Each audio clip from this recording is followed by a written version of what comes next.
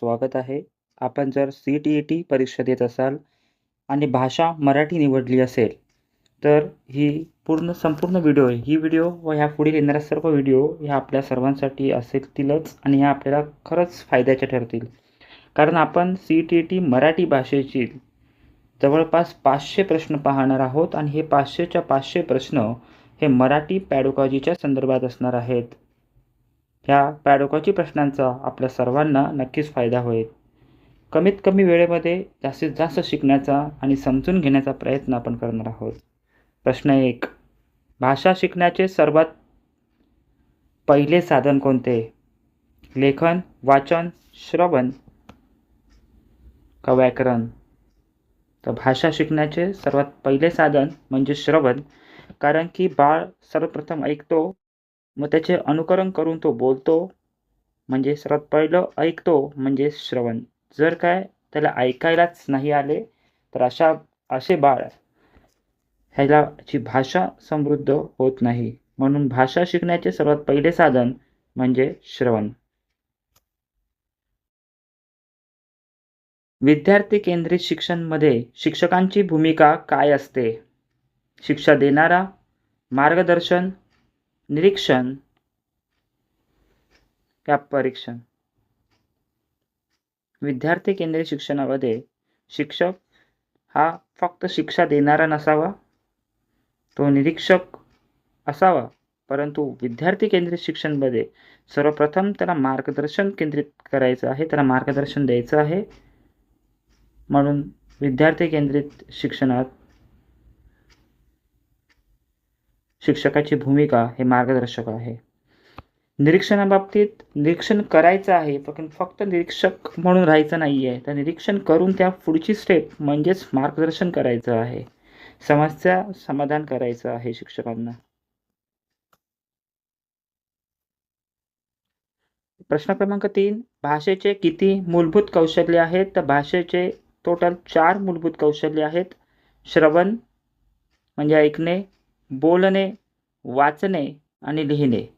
ह्या 4 कौशल्याने मुलाची भाषा ही समृद्ध होत असते. म्हणून भाषेचे मूलभूत कौशल्य हे 4 आहेत. वाचन कौशल्याचा मुख्य उद्देश काय आहे? पाठांतर, समजून घेणे, शिक्षा करणे, परीक्षा घेणे.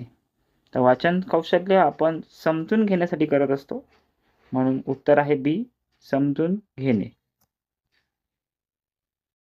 बालक प्रथम कोणते कौशल्य आत्मसात करतो? तर बालक प्रथम लेखन, वाचन, बोलन, व्याकरण. व्याकरण तर तो सर्वप्रथम करणार नाही. तर बालक प्रथम बोलायला शिकतो, त्यानंतर बालक वाचन करू शकतो, मग लेखनाकडे येतो, मग लेखनातल्या त्रुटी दुरुस्त करण्यासाठी व्याकरण शिकवले जाते किंवा समजले जाते. म्हणून बालक प्रथम कोणते कौशल्य आत्मसात करतो? तर बालक प्रथम बोलणे हे कौशल्य आत्मसात करतो.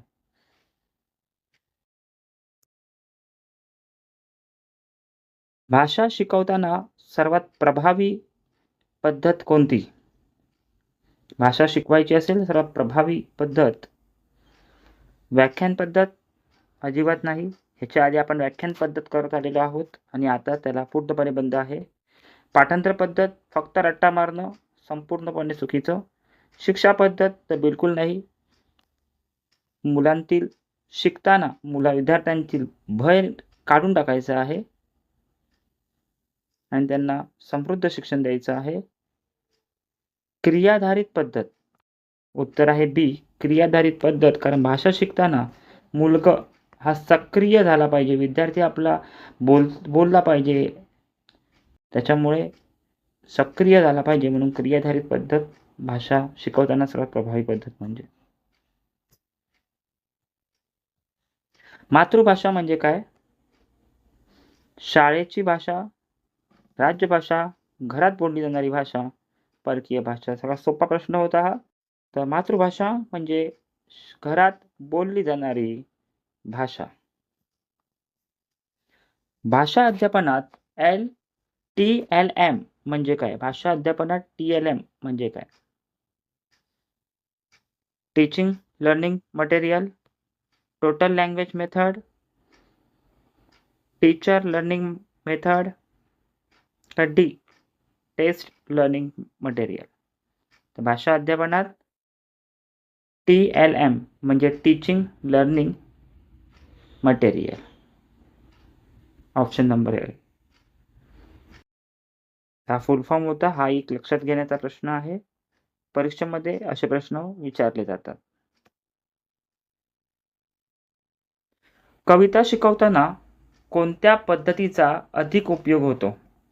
कविता शिकवताना ए गान पद्धती, गायन शिक्षा पद्धती, लेखन पद्धती, पाठांतर पद्धती. कोणी सांगू शकतं कविता शिकवायची असेल तर गान पद्धती सर्वात उपयुक्त असते. श्रुतलेखन कोणते कौशल्य विकसित करते?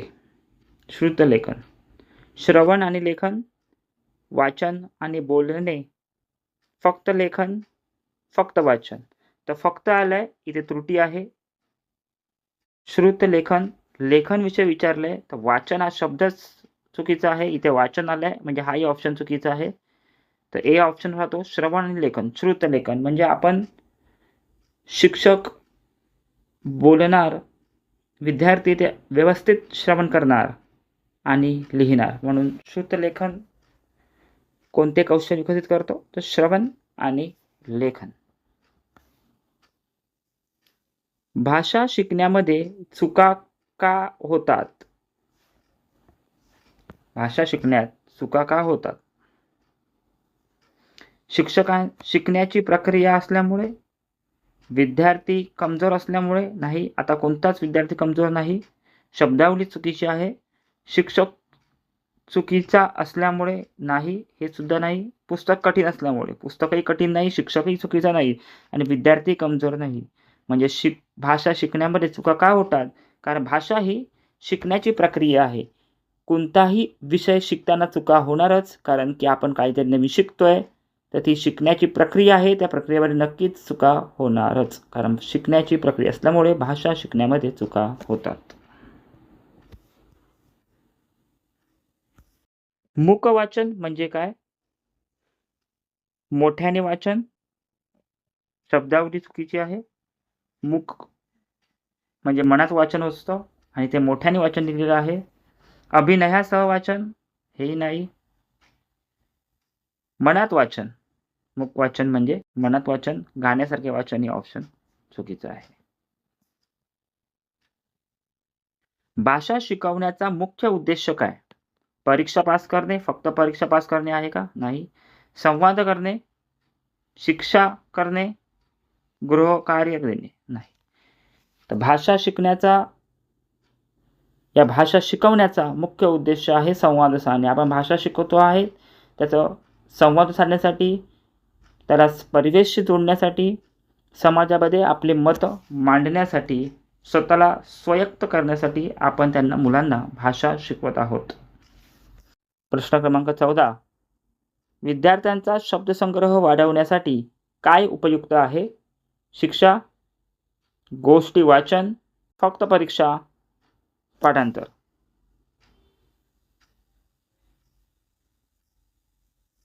विद्यार्थ्यांचा शब्दसंग्रह वाढवण्यासाठी काय उपयुक्त आहे? शब्द वाढवायचे आहेत त्याचे, तर अधिकाधिक शब्द समजले पाहिजे. पाठांतर म्हणजे रट्टा मारणं बिलकुल नाही.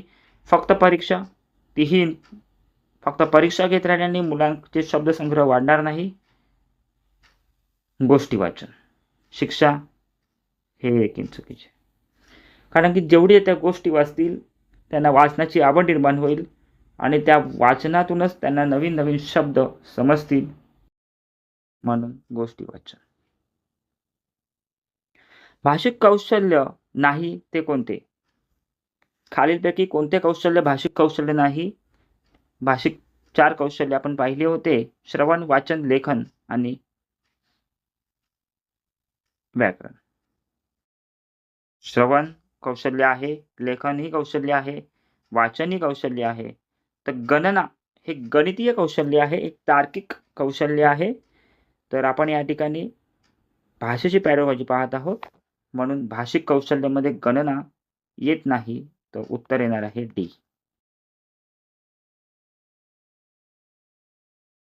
प्रश्न क्रमांक 16. बालक कोणत्या वातावरणात भाषा चांगली शिकते? भीतीच्या वातावरणात भाषा शिकेल का? अजिबात नाही. तणावाच्या पण नाही. शांत वातावरणात बालक भाषा शिकणार नाही, तो शांत बसून राहील. त्याला आनंददायी वातावरण दिलं पाहिजे, समृद्ध वातावरण दिलं पाहिजे, म्हणजे भाषा बालक लवकर शिकेल. पुढील प्रश्न पाहूया. प्रश्न क्रमांक 17. समूह कार्य यांचा मुख्य फायदा काय? समूह कार्यातून वेळ वाया जातो, पूर्णपणे चुकीचे. गृहकार्य वाढतो, चुकीचे. शिक्षा मिळते, चुकीचे.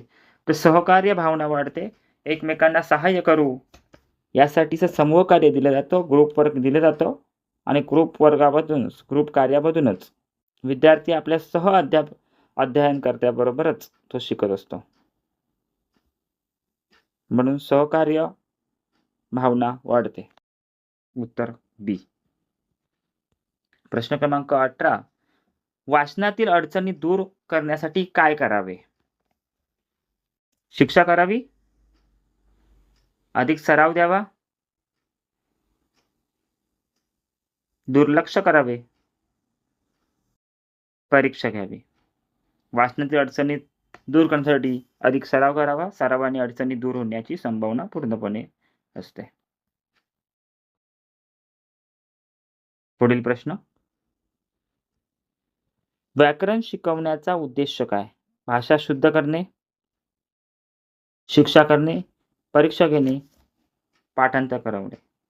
तर व्याकरण शिकवण्याचा उद्देश भाषा शुद्ध करणे. व्याकरण आपण भाषा शुद्ध करण्यासाठी शिकवत असतो. पुढचा प्रश्न पाहूया. भाषा अध्यापनात चित्रांचा उपयोग का केला जातो? वर्ग सजवण्यासाठी, समज सुलभ करण्यासाठी, वेळ घालवण्यासाठी, परीक्षा घेण्यासाठी. तर परीक्षा घेण्यासाठी उत्तर चुकीचे.